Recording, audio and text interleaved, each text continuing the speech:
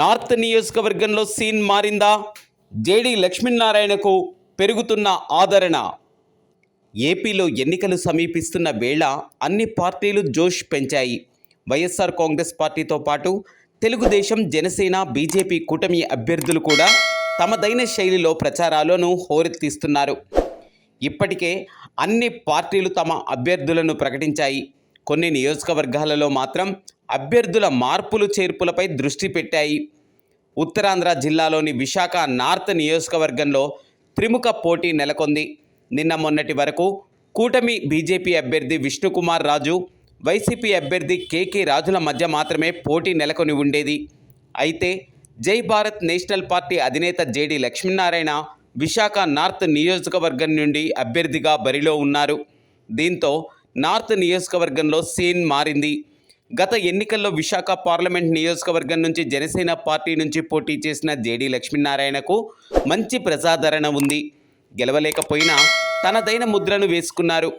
అప్పట్లో నార్త్ నియోజకవర్గంలోనే ఎక్కువ శాతం ఓట్లు ఆయనకు పడినట్లుగా సమాచారం.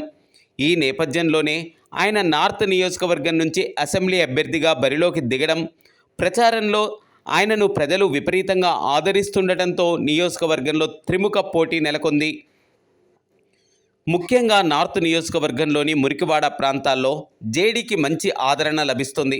ప్రధానంగా ఈ ప్రాంతంలో ఎక్కువగా వ్యాపారస్తులతో పాటు ఉద్యోగస్తులు కూడా అదే స్థాయిలో ఉన్నారు.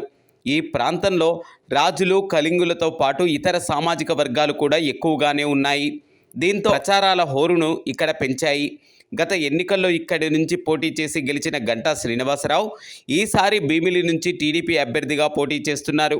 అయితే గత ఎన్నికల్లో స్వల్ప ఓట్లతో ఓడిపోయిన కేకే రాజు ఈసారి వైసీపీ నుంచి పోటీ చేస్తున్నారు. ఎలాగైనా ఆయన గెలిచి అక్కడ ఎమ్మెల్యేగా ప్రజలకు సేవ చేయాలని భావిస్తున్నారు.